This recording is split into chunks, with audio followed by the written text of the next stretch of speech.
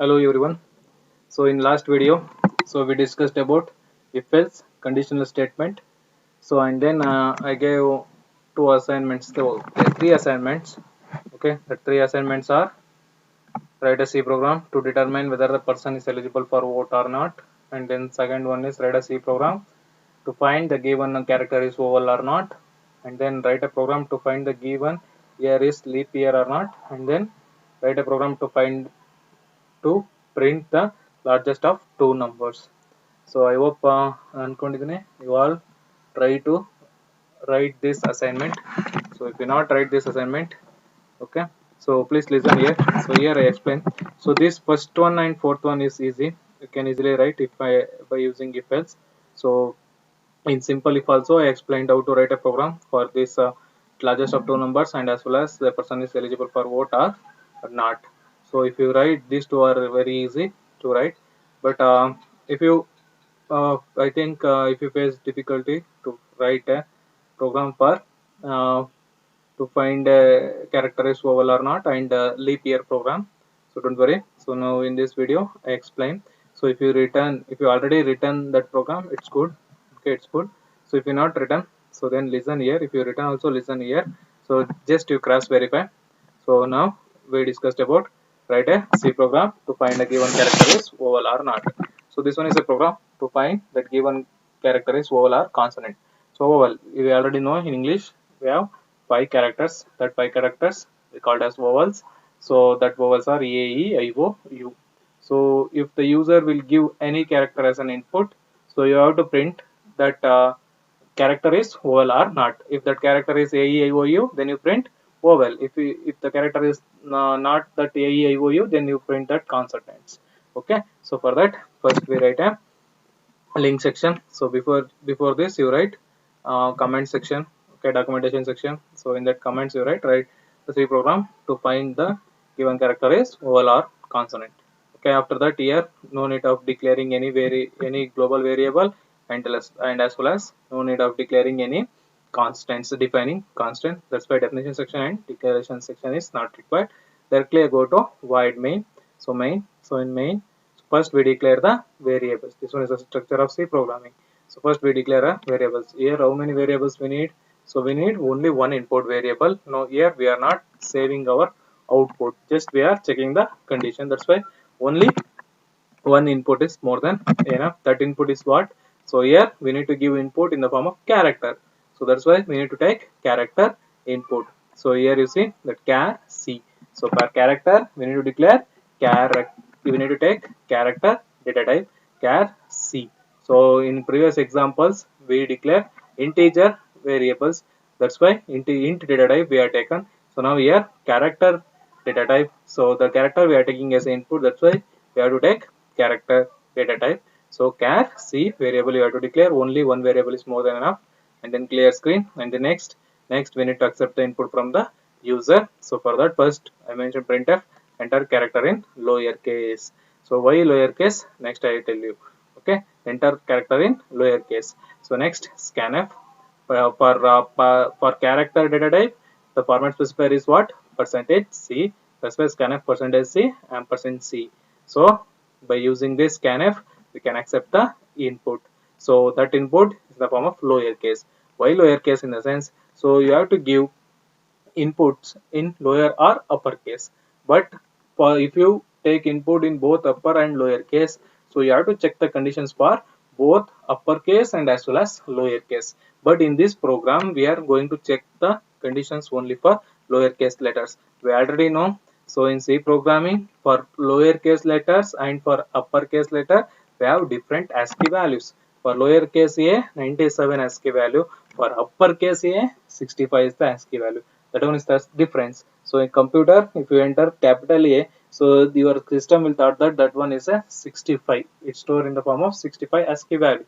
If you enter 90, sorry, if you enter lowercase a, that one it will store as a 97. So that capital A and small a are different. Okay. So if you enter, for example, now here we return program for lowercase. Okay, we are checking only condition for lowercase. But if you enter capital A, then you get a output as capital A is a consonant, capital A is not a vowel, so that's why output will be differ. Okay, if you enter different case letters. But if you want to check for both uppercase and lowercase, yes, you can write a program. So by in this program only you can write, ಈ program ಅಲ್ಲೇ ಬರಿಬಹುದು, not a problem. So but here we are checking only for lowercase ಮಾತ್ರ check ಮಾಡುತ್ತಿರೋದ್ರಿಂದ, so that's why you are going to ask the user to enter only the characters in lower case. So first we have to check the condition. Now we accepted input, next we have to check the condition. That condition is what?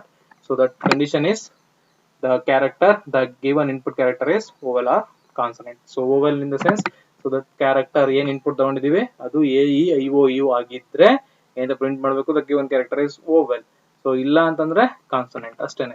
So ಒಂದೇ condition check ಮಾಡ್ತಿದ್ದೆ, ಒಂದ್ condition check ಮಾಡೋಕೆ ನಮ್ಮ ಹತ್ರ ಏನಿದೆ, if else already ಇದೆ. So first if ಅಲ್ಲಿ ಗೊತ್ತಿದೆ ಅಲ್ವಾ. ಸೊ ಫಸ್ಟ್ ಇಫ್ ಅಂತ ಕೀವರ್ಡ್ ಬರಿತೀವಿ ವಿತ್ ಇನ್ ಪ್ಯಾರಂಥೆಸಿಸ್.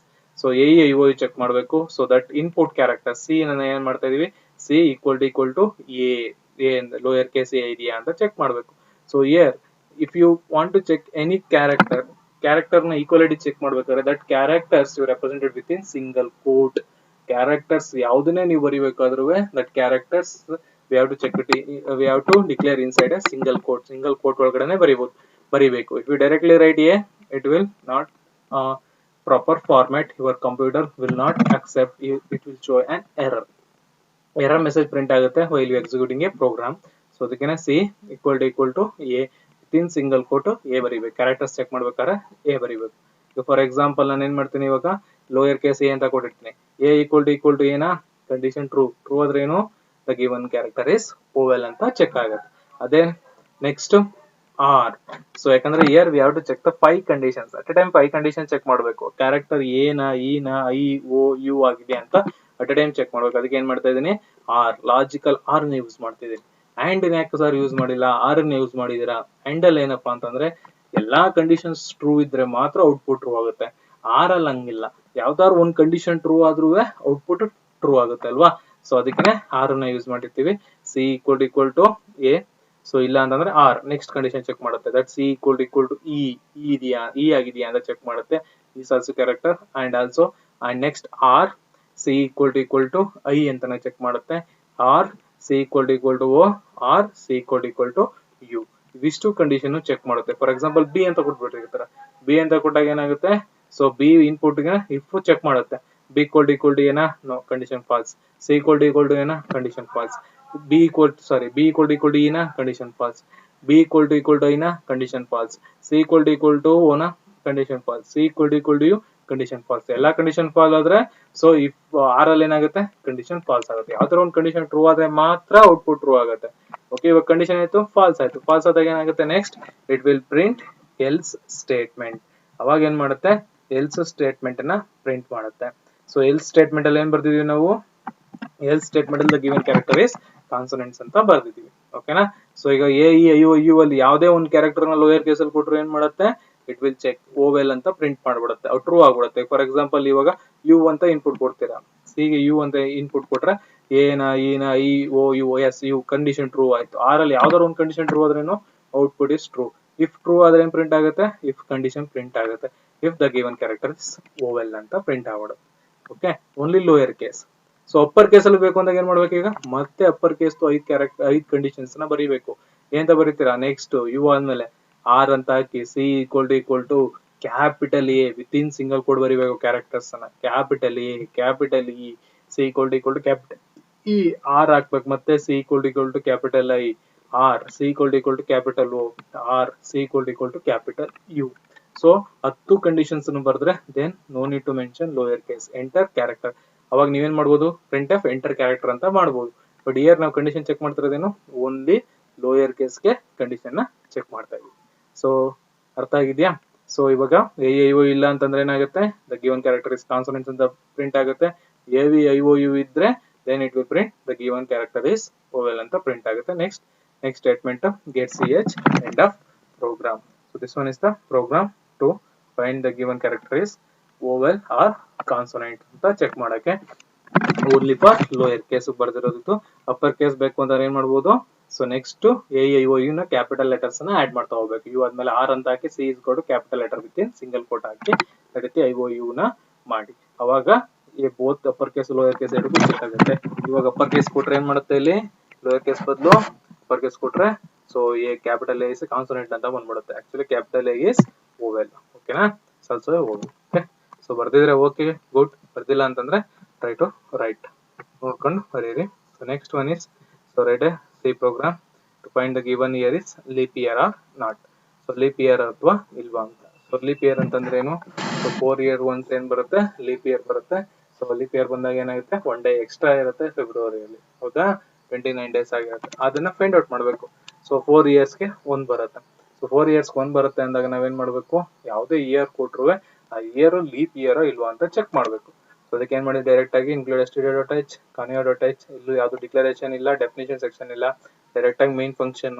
ಸೊ ಇಲ್ಲಿ ನೀವು ಡಾಕ್ಯುಮೆಂಟೇಶನ್ ಸೆಕ್ಷನ್ ಬರೀರಿ, C program to find leap year or not, given year is leap year or not ಅಂತ ಬರೀರಿ. ನೆಕ್ಸ್ಟ್ ಇನ್ಪುಟ್ ಏನ್ ತಗೋತೀರಾ, ಇನ್ಪುಟ್ ಇಲ್ಲೂ ಕೂಡ ಓನ್ಲಿ ಸಿಂಗಲ್ ಇನ್ಪುಟ್. ಏನ್ ಇನ್ಪುಟ್, ಇಯರ್ ನ ಇನ್ಪುಟ್ ಆಗಿ ತಗೋಬೇಕು. ನಾ ಇಲ್ಲಿ ಏನ್ ಮಾಡಿದೀನಿ, ಇಂಟ್ ಇಯರ್ ಅಂತ ತಗೊಂಡಿದ್ದೀನಿ.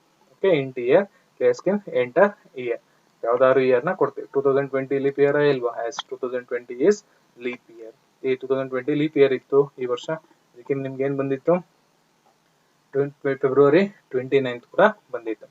ಸ್ಕ್ಯಾನ್ ಎಫ್ ಪರ್ಸೆಂಟ್ ಇಯರ್ ಅಂತ ತಗೊಂಡಿದ್ವಿ. ಸೊ ಇಲ್ಲಿ ಲೀಪ್ ಇಯರ್ ಫೈಂಡ್ ಔಟ್ ಮಾಡಕ್ಕೆ ಸೊ ಒಂದು ಫಾರ್ಮುಲಾ ಇದೆ. ಸೊ ನಾವೇನ್ ಮಾಡ್ಬೋದು, ಡೈರೆಕ್ಟ್ ಆಗಿ ಲೀಪ್ ಇಯರ್ ನ so year modulus 4 is equal to 0 ಅಂತ ಹಾಕ್ಬಿಟ್ಟು ಫೈಂಡ್ ಔಟ್ ಮಾಡ್ಬಿಡ್ಬೋದು. ಓಕೆನಾ, ಸೊ ಫೈಂಡ್ ಔಟ್ ಮಾಡ್ಬಿಟ್ರೆ ದೆನ್ ಲೀಪ್ ಇಯರ್ ಅಂತ ಬಂದ್ಬಿಡತ್ತೆ. ಯಾಕಂದ್ರೆ 4 ಇಂದ ಯಾವ್ದೇ ಇಯರ್ ಡಿವೈಡ್ ಮಾಡಿ 0 ಬಂತು ಅಂತಂದ್ರೆ, ಯಾಕಂದ್ರೆ 4 ಇಯರ್ಸ್ ಒಂದ್ಸತ್ತಲ್ವ ಬರೋದು. ಸೊ 4 ಇಯರ್ಸ್ ಒಂದ್ಸ ಮಾಡ್ಯುಲಸ್ ಮಾಡ್ಬಿಟ್ರೆ ಇಯರ್ ನ 4 ಇಂದ ಮಾಡ್ಯುಲಸ್ ಮಾಡಿದ್ರೆ 0 ಬಂತು ಅಂದ್ರೆ ಔಟ್ಪುಟ್ ಏನು, given is leap year. But ಅದೊಂದಕ್ಕೆ ಚೆಕ್ ಮಾಡಬಾರ್ದು, ನೀವು ಯಾವ ಟು ಚೆಕ್ ಫಾರ್ 100 ಇಯರ್ಸ್ಗೂ ಚೆಕ್ ಮಾಡಬೇಕು, 400 ಇಯರ್ಸ್ಗೂ ಚೆಕ್ ಮಾಡಬೇಕು. Okay, so not only 4 years ಮಾತ್ರ ಚೆಕ್ ಮಾಡಬಾರ್ದು, 100 ಇಯರ್ಸ್ಗೂ 4 ಚೆಕ್ ಮಾಡಬೇಕು ಅಂಡ್ 400 ಇಯರ್ಸ್ಗೂ ಚೆಕ್ ಮಾಡಬೇಕು.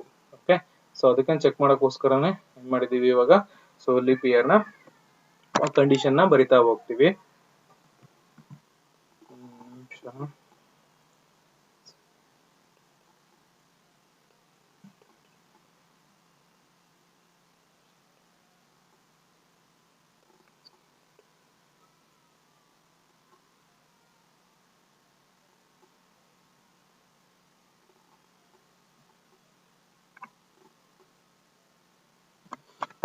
Okay, so 100 year to 100 year.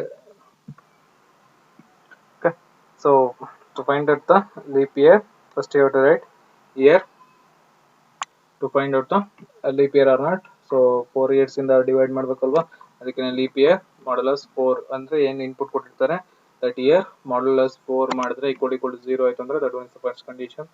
Okay, next true ಆಗಬೇಕು. ಇಯರ್ ಆ್ಯಂಡ್ ಯೂಸ್ ಮಾಡಿದ್ವಿ ಅಂದ್ರೆ ಏನಂತ ಅರ್ಥ, ಸೊ ಇವೆರಡೂ ಕಂಡೀಷನ್ ಟ್ರೂ ಆಗಬೇಕು, ಎರಡು ಕಂಡೀಷನ್ ಟ್ರೂ ಆಗಬೇಕು. ಸೊ ಫಸ್ಟ್ ಇದೊಂದು ಕಂಡೀಷನ್ ಟ್ರೂ ಆಗಬೇಕು. Next year modulus 100 not equal to 0, year modulus 100 not equal to 0 ಆಗಬೇಕು.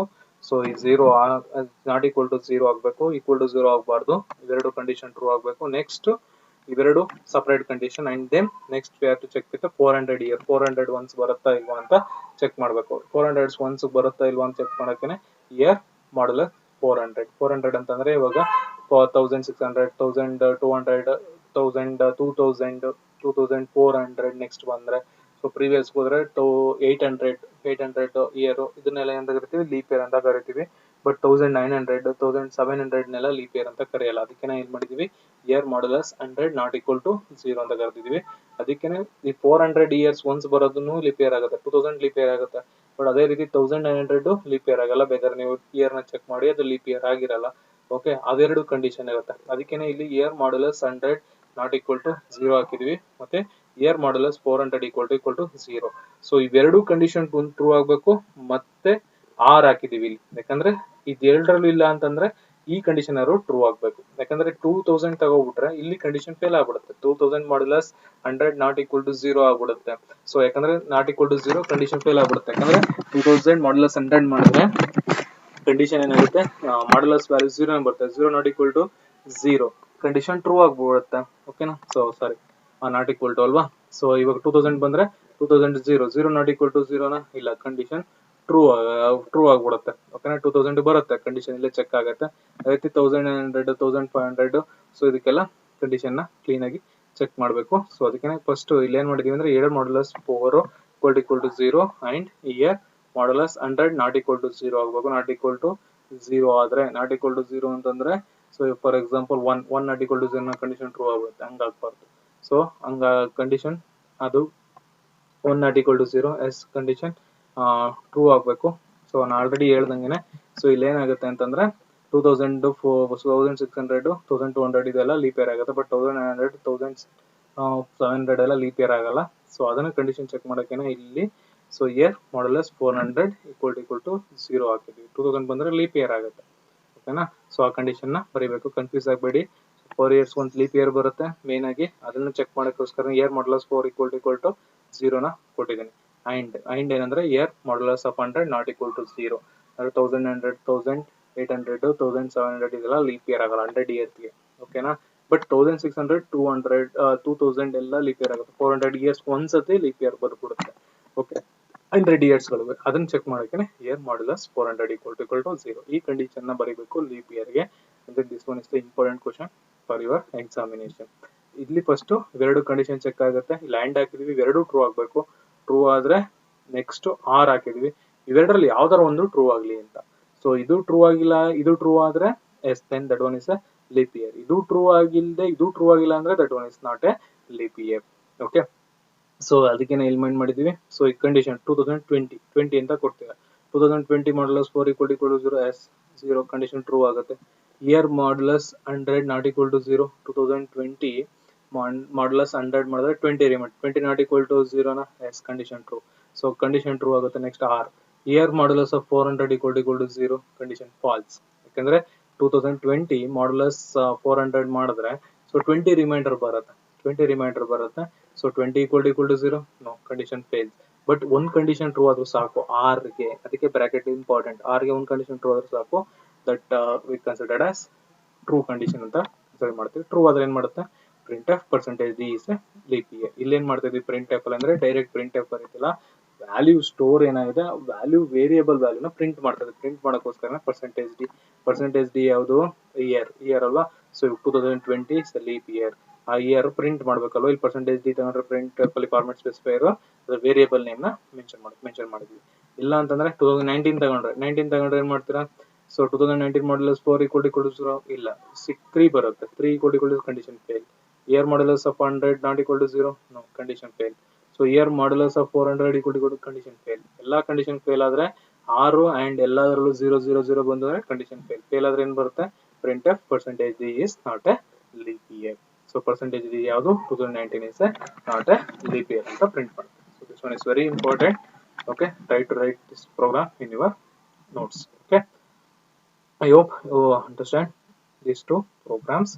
So next we move to next concept. So our next concept is else if ladder. I already told we have in last video in else if. So we have disadvantages in else if. What disadvantage in else if? We can check only one condition at a time. So in if simple if we can check the condition, but we can't print for checking multiple condition we have to write multiple if. But for false condition we are not print anything in simple if. So there is no option to print the false statement. So to overcome that disadvantage, next they introduce if else. In if else you can check the condition. If the condition is true, if will be printed. If the condition is false, next else you print. Okay, so that one is the overcome of simple if to if else. Simple if ಅಲ್ಲಿ ಒಂದೇ ಒಂದು condition ಮಾತ್ರ check ಮಾಡ್ತಿದ್ರು, ಅಲ್ಲಿ wrong answer ಗೆ ಏನು statement ನ print ಮಾಡ್ತಿರ್ಲಿಲ್ಲ. ಓಕೆನಾ, ಅದೊಂದು ಡಿಸ್ಅಡ್ವಾಂಟೇಜ್ ಇತ್ತು. ಅದನ್ನು ಓವರ್ಕಮ್ ಮಾಡಕ್ಕೆ ಏನ್ ಮಾಡಿದ್ರು, ಎಲ್ಸ್ ಅನ್ನ ಇಂಟ್ರೊಡ್ಯೂಸ್ ಮಾಡಿದ್ರು. That one is if else. Condition check ಮಾಡ್ತೀರಾ, ಟ್ರೂ ಆದ್ರೆ ಒಂದು ಸ್ಟೇಟ್ಮೆಂಟ್, ಫಾಲ್ಸ್ ಆದ್ರೆ ನೆಕ್ಸ್ಟ್ ಏನ್ ಪ್ರಿಂಟ್ ಮಾಡ್ಬೇಕು ಅದನ್ನ ಪ್ರಿಂಟ್ ಮಾಡ್ತಿದ್ದೀರಾ. ಬಟ್ ಅಲ್ಲೂ ಕೂಡ ಒಂದು ಡಿಸ್ಅಡ್ವಾಂಟೇಜ್ ಇದೆ. ಏನಪ್ಪಾ ಅಂತಂದ್ರೆ, so you can check only one condition at a time. So in if else ಅಲ್ಲಿ only one condition. So multiple condition check ಮಾಡ್ಬೇಕು ಅಂತಂದ್ರೆ else if ladder or cascading else ಅಂತ ಕೂಡ ಕರಿತೀವಿ. ಸೊ ಇಲ್ಲಿ ಇದನ್ನ ಮಲ್ಟಿವೇ ಸೆಲೆಕ್ಷನ್ ಅಂತ ಕರಿತೀವಿ. ಮಲ್ಟಿವೇ ಸೆಲೆಕ್ಷನ್ ಅಂತಂದ್ರೆ ಏನಪ್ಪಾ ಅಂತಂದ್ರೆ ಮಲ್ಟಿಪಲ್ ಕಂಡೀಷನ್ಸ್ ಅನ್ನ ಅಟ್ ಎ ಟೈಮ್ ಚೆಕ್ ಮಾಡೋದು. ಸೊ ಯಾವ ರೀತಿ sir multiple conditions at a time check ಮಾಡಬಹುದು ಅಂತಂದ್ರೆ, ಮಲ್ಟಿಪಲ್ ಕಂಡೀಷನ್ ಫಾರ್ ಎಕ್ಸಾಂಪಲ್ ಇವಾಗ ನಿಮ್ದು ರಿಸಲ್ಟ್ ನ ಬೇಸ್ಡ್ ಆನ್ ಪರ್ಸೆಂಟೇಜ್ ನಿಮ್ಗೆ ರಿಸಲ್ಟ್ ಅನೌನ್ಸ್ ಮಾಡಬೇಕು. ಸೊ ಗ್ರೇಟರ್ ದ್ಯಾನ್ 60% ಇದ್ರೆ 60 to 70% ಇದ್ರೆ ನಾವೇನಂತ ಕರಿತೀವಿ, ಫಸ್ಟ್ ಕ್ಲಾಸ್ ಅಂತ ಕರಿತೀವಿ. 60 to 70 ಇದ್ರೆ ಫಸ್ಟ್ ಕ್ಲಾಸ್ ಅಂತ ರಿಸಲ್ಟ್ ಕೊಡಬೇಕು. ಅದೇ ರೀತಿ ಅಬೌವ್ 70 ಇದ್ರೆ ಫಸ್ಟ್ ಕ್ಲಾಸ್ ವಿತ್ ಡಿಸ್ಟಿಂಕ್ಷನ್ ಅಂತ ಕೊಡ್ತೀವಿ. ಬಟ್ ನಿಮ್ಗೆ ಏನಾಗಿದೆ ಅಂದ್ರೆ ಗ್ರೇಡ್ ಸಿಸ್ಟಮ್ ಬಂದಿದೆ. ಓಕೆ, ಸೊ ಅದೇ ರೀತಿ ರಿಸಲ್ಟ್ ಗಳನ್ನ multiple condition second class third class ಎಲ್ಲ ಕೊಡ್ಬೇಕಲ್ವಾ. ಸೊ ಆ ರೀತಿ ಒಂದೇ ಮಾರ್ಕ್ಸ್ ಅಲ್ಲಿ ಇನ್ಪುಟ್ ಏನು ಪರ್ಸೆಂಟೇಜ್ ಒಂದೇ, ಬೇಸ್ಡ್ ಆನ್ ಪರ್ಸೆಂಟೇಜ್ ಏನ್ ಮಾಡ್ಬೇಕು ಅವರು ಮಾರ್ಕ್ಸ್ ಗಳನ್ನ ಕೊಡ್ತಾ ಹೋಗ್ಬೇಕಲ್ವಾ. ಸೊ ಅಲ್ಲಿ ಒಂದೇ ಒಂದು ಇದನ್ನ ಇನ್ಪುಟ್ ಅನ್ನು ತಗೊಂಡು ಮಲ್ಟಿಪಲ್ ಕಂಡೀಷನ್ಸ್ ಚೆಕ್ ಮಾಡಕ್ಕೋಸ್ಕರ we use else if ladder. So this one is also same as your if else, but in the middle of if else we are adding extra else if. ಅಷ್ಟೇ middle of if else ಏನ್ ಮಾಡ್ತೀವಿ, extra else if ನ add ಮಾಡ್ತೀವಿ. So ಅದನ್ನೇ ಇಲ್ಲಿ ಬರ್ದಿರೋದು, in if else we can check only one condition at a time. For checking multiple condition at a time we use else if ladder. So first we see the syntax ಅಲ್ಲಿ ನೋಡುವ. First same syntax ಅಲ್ಲಿ if condition ಬರೀತೀರಾ, if ಒಳಗಡೆ text expression first expression ಬರೀತೀರಾ. So expression true ಆದ್ರೆ statement block 1 print ಆಗುತ್ತೆ. So ಈ condition pass ಆಯ್ತು, ನೆಕ್ಸ್ಟ್ ಕಂಡೀಷನ್ ಚೆಕ್ ಮಾಡಬೇಕು ಅಂದ್ರೆ else if next text expression true ಅಂತ ಆಗುತ್ತೀರಾ. ಇದು ಈ ಕಂಡೀಷನ್ ಫೇಲ್ ಆದ್ರೆ ನೆಕ್ಸ್ಟ್ ಈ ಕಂಡೀಷನ್ ಬರುತ್ತೆ. ಇಲ್ಲಿ ಇದನ್ನ this one is the important point. So in else if ladder first if ಬರೀತೀರಾ, next else if ಅಂತಾನೆ ಬರೀಬೇಕು. ಎಲ್ಸ್ ಸ್ಪೇಸ್ ಇಫ್ ಅಟ್ಯಾಚ್ ಮಾಡಬಾರ್ದು. ಎಲ್ಸ್ ಸ್ಪೇಸ್ ಇಫ್ ನ ಕೊಡಬೇಕು, ಒಂದು ವೈಟ್ ಸ್ಪೇಸ್ ಕೊಟ್ಟು ಇಫ್ ಕೊಟ್ಟು ನೆಕ್ಸ್ಟ್ ಕಂಡೀಷನ್ ನ ಬರೀರಿ. ಸೊ ಇದು ಟ್ರೂ ಆಯ್ತು, ಇದು ಫಾಲ್ಸ್ ಆಗಿ ಇದು ಟ್ರೂ ಆದ್ರೆ ಸೊ ಸೆಕೆಂಡ್ ಬ್ಲಾಕ್ ಎಕ್ಸಿಕ್ಯೂಟ್ ಆಗುತ್ತೆ. ಓಕೆನಾ. ಸೊ ನೆಕ್ಸ್ಟ್ ಅದೇ ರೀತಿ ಎಷ್ಟು ಕಂಡೀಷನ್ ಬೇಕು ಅಷ್ಟಕ್ಕೂ ಎಲ್ಸ್ ಇಫ್ ಅಂತ ಆಡ್ ಮಾಡ್ಕೊಂಡು 10 ಕಂಡೀಷನ್ಸ್ ಬೇಕಾದ್ರೂ ಎಲ್ಸ್ ಇಫ್ ಅಲ್ಲಿ ಬರೀಬೇಕು. ಯಾವ ಕಂಡೀಷನ್ ಟ್ರೂ ಆಗಿಲ್ಲ ಅಂತಂದ್ರೆ ಫೈನಲಿ ನಮ್ಗೆ ಫಾಲ್ಸ್ ಬರೆಯಕ್ಕೆ ಏನಿರುತ್ತೆ, ಎಲ್ಸ್ ಅಂತ ಇರುತ್ತೆ. ಈ ಎಲ್ಸ್ ಅನ್ನ ಸ್ಟೇಟ್ಮೆಂಟ್ ಅನ್ನ ಬರಿಬೇಕು. ಓಕೆನಾ. ಸೊ ಇದು ಏನಪ್ಪಾ ಅಂತಂದ್ರೆ ಎಲ್ಸ್ ಇಫ್ ಅಲ್ಲಿ ತರಾನೇ ಇಫ್ ಎಲ್ಸ್ ಏನ್ ಯೂಸ್ ಮಾಡ್ತಿದ್ರಿ ಅದೇ ತರಾನೇ ಎಲ್ಸ್ ಇಫ್ ಕೂಡ. ಬಟ್ ಇಫ್ ಎಲ್ಸ್ ಮಿಡಲ್ ಅಲ್ಲಿ ನಾವೇನ್ ಮಾಡ್ತೀವಿ, ಎಲ್ಸ್ ಇಫ್ ಗಳನ್ನ ಆಡ್ ಮಾಡ್ತೀವಿ ಫಾರ್ ಆಡಿಂಗ್ ಮಲ್ಟಿಪಲ್ ಕಂಡೀಷನ್ ನ ಆಡ್ ಮಾಡಕ್ಕೋಸ್ಕರ. First expression, so else if next ಆಯ್ತು. ನೆಕ್ಸ್ಟ್ ಲಾಸ್ಟ್ ಅಲ್ಲಿ ಯಾವ್ದು ಕಂಡೀಷನ್ ಎಷ್ಟು ಎಲ್ಸ್ ಇಫ್ ಕಂಡೀಷನ್ ಬರಿತಾ ಹೋಗ್ತಾರೆ, ಇಫ್ ಆದ್ಮೇಲೆ ಎಲ್ಸ್ ಇಫ್ ಗಳು ಎಷ್ಟು ಬರೀತಾರೆ, ಯಾವ್ದು ಟ್ರೂ ಆಗಿಲ್ಲ ಅಂತಂದ್ರೆ ಫೈನಲ್ ಅಲ್ಲಿ ಏನ್ ಮಾಡ್ತೀರಾ, ಎಲ್ಸ್ ಅಂತ ಬರ್ದು ಸೊ ಎಲ್ಸ್ ಗೆ ಸ್ಟೇಟ್ಮೆಂಟ್ ಅಂತ ಬರ್ತೀರಾ. ಇದಾದ್ಮೇಲೆ next obviously next statement execute ಆಗುತ್ತೆ. ಸೊ ಸೇಮ್ ಇಫ್ ಎಲ್ಸ್ ಏನ್ ಯೂಸ್ ಮಾಡಿದ್ರೆ ಅದೇ ರೀತಿನೇ, ಬಟ್ ಇಲ್ಲಿ the middle of if else multiple condition add ಮಾಡಕ್ ನಾವೇನ್ ಮಾಡ್ತಿದೀವಿ, ಎಲ್ಸ್ ಇಫ್ ನ ಬರ್ತು ಎಕ್ಸ್ಟ್ರಾ ಕಂಡೀಷನ್ಸ್ ಗಳು ಎಷ್ಟು ಬೇಕೋ ಅಷ್ಟನ್ನ ಹಾಕಿ ಚೆಕ್ ಮಾಡಬಹುದು. So that one is the syntax, this one is the syntax. Flow chart first ಏನ್ ಮಾಡ್ತೀರಾ, ಇಫ್ ಕಂಡೀಷನ್ ಟ್ರೂ ಆಯ್ತು ಅಂತಂದ್ರೆ ಸ್ಟೇಟ್ಮೆಂಟ್ ಬ್ಲಾಕ್ 1 ಬರುತ್ತೆ. ಫಾಲ್ಸ್ ಆಯ್ತು ಅಂದ್ರೆ ನೆಕ್ಸ್ಟ್ ಎಲ್ಸ್ ಇಫ್ ಹೋಗುತ್ತೆ. ಓಕೆ, ಇದು ಫಾಲ್ಸ್ ಆಯ್ತು ಅಂದ್ರೆ ನೆಕ್ಸ್ಟ್ ಅದೇ ರೀತಿ ಎಷ್ಟು ಸ್ಟೇಟ್ಮೆಂಟ್ ಬರ್ದಿರ್ತಾರೆ ಅಷ್ಟು ಸ್ಟೇಟ್ಮೆಂಟ್ ಬ್ಲಾಕ್ ತನಕ ಹೋಗ್ತಾನೆ ಇರುತ್ತೆ. ಇದು ಫಾಲ್ಸ್ ಆಯ್ತು ಅಂತಂದ್ರೆ, ಇದು ಟ್ರೂ ಆಯ್ತು ಅಂದ್ರೆ ಸ್ಟೇಟ್ಮೆಂಟ್ ಬ್ಲಾಕ್ ಟ್ರೂ ಏನಿದೆ ಎಲ್ಲ ಸ್ಟೇಟ್ಮೆಂಟ್ ಬ್ಲಾಕ್ 1 ಬ್ಲಾಕ್ 2 ಮತ್ತೆ ಲಾಸ್ಟ್ ಸ್ಟೇಟ್ಮೆಂಟ್ ಏನಿರುತ್ತೆ ಎಲ್ಸ್ ಅದಷ್ಟು ಪ್ರಿಂಟ್ ಆದ್ಮೇಲೆ ನೆಕ್ಸ್ಟ್ ಸ್ಟೇಟ್ಮೆಂಟ್ ಗೆ ಹೋಗುತ್ತೆ. This one is the flow chart. So next one is working principal. So ಏನು ಎಕ್ಸ್ಪ್ಲೈನ್ ಮಾಡಿದ್ದೀನಿ, so that same thing explained in working principle. The expressions are evaluated in order. If any expression is true, then the statement associated with it is executed, and this terminates the whole chain of next statement is executed.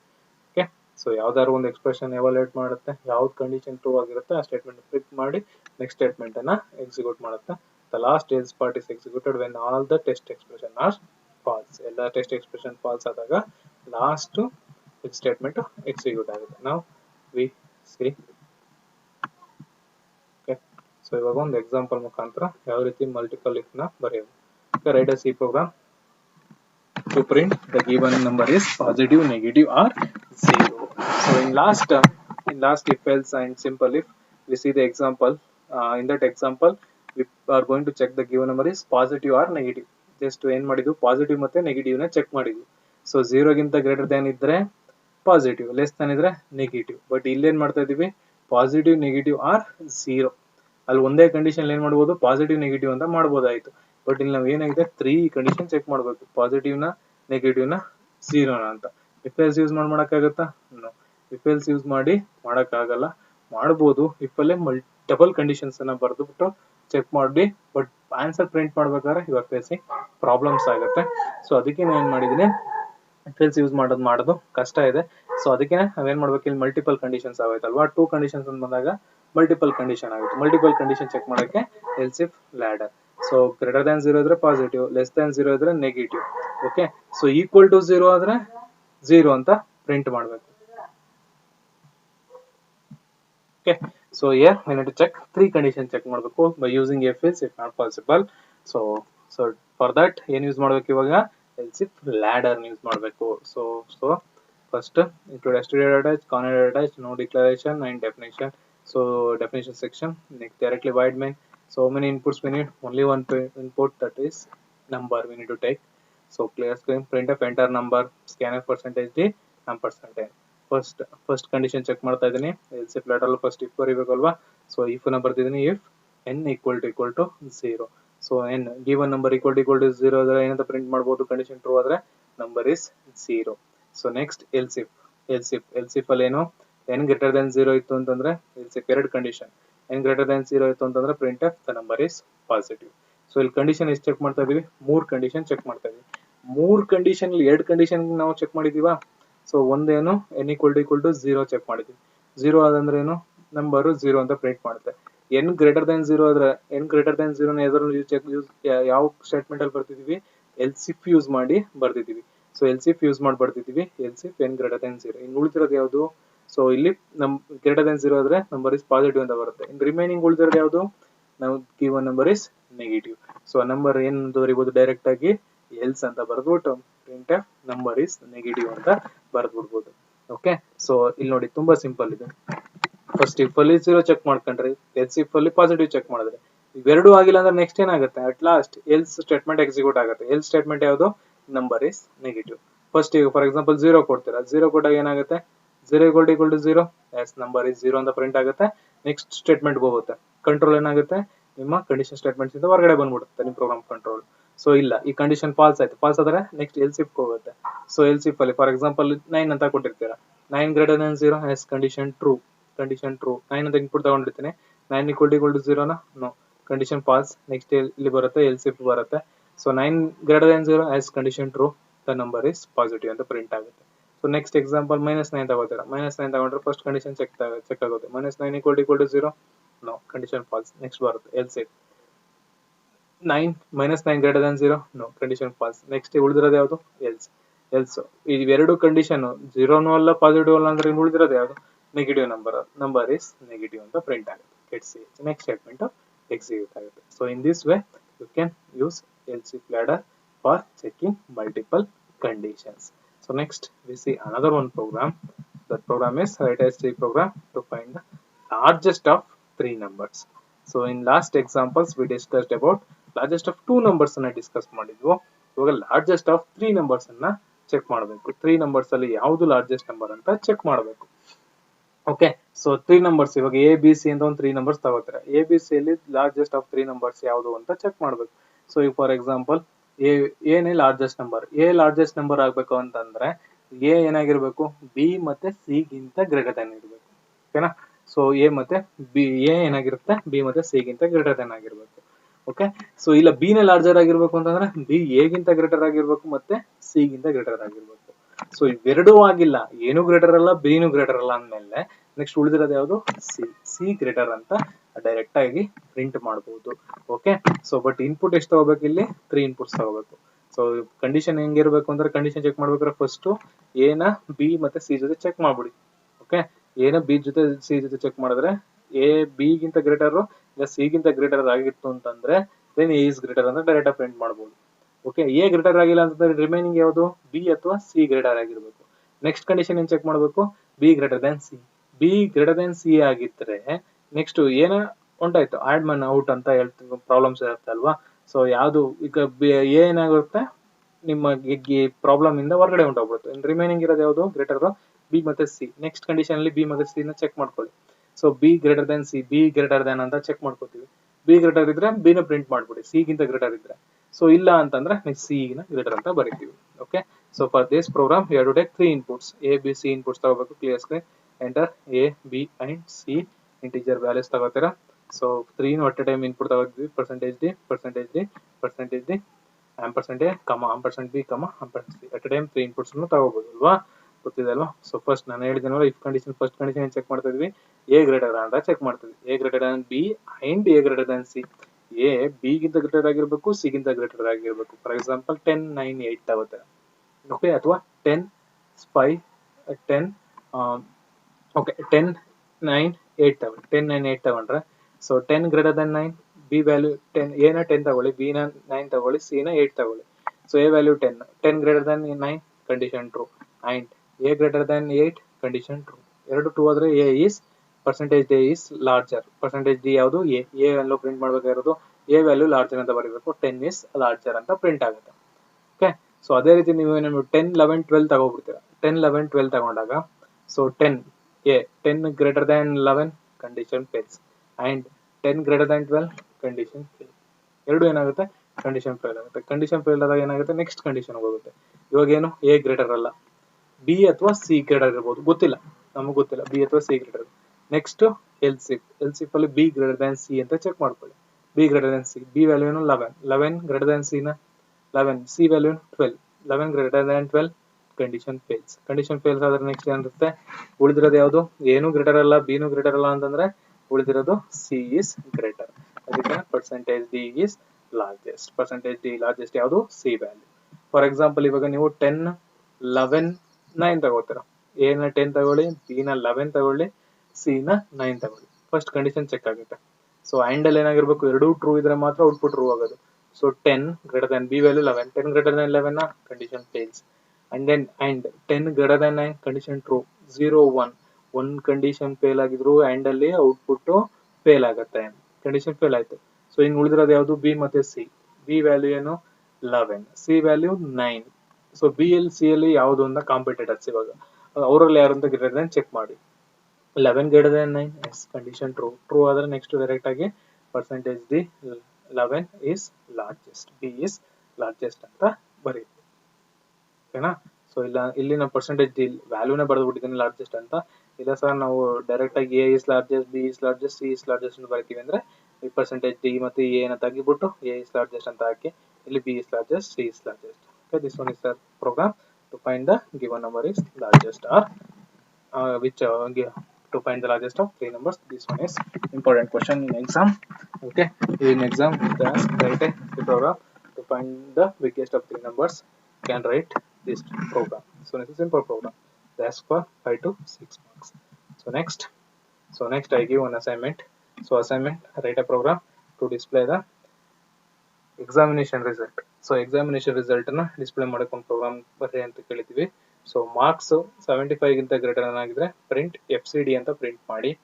Okay, 75 ಗಿಂತ greater ಇದ್ರೆ marks instead of marks you can take percentage ಅಂತ ತಗೊಂಡ್ರು okay. ಇಲ್ಲಿ percentage ಅಂತ ತಗೋಬಿಡಿ better. Percentage greater than 75 ಇದ್ರೆ print FCD ಬರೀರಿ. So percentage greater than 60 ಇತ್ತು ಅಂತಂದ್ರೆ ಪ್ರಿಂಟ್ ಫಸ್ಟ್ ಕ್ಲಾಸ್ ಅಂತ ಬರೀರಿ.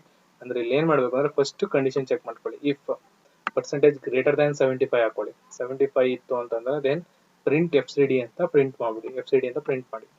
ಇಲ್ಲ ಅಂತಂದ್ರೆ next marks greater than 60. Okay, greater than 60 ಇರಬಾರ್ದು.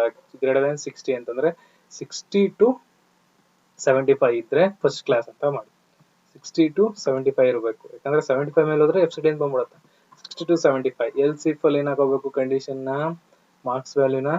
ಸೊ ಯಾವ marks greater than 60 and less than or equal to 75 ಇದ್ರೆ ಮಾತ್ರ ಫಸ್ಟ್ ಕ್ಲಾಸ್ ಅಂತ ಬರೀಬೇಕು. ಯಾಕಂದ್ರೆ 75 ಮೇಲಕ್ಕೇನೆ ನಾವು ಬೇರೆ ಕಂಡೀಷನ್ ಬರ್ಕೊಂಡಿದೀವಿ.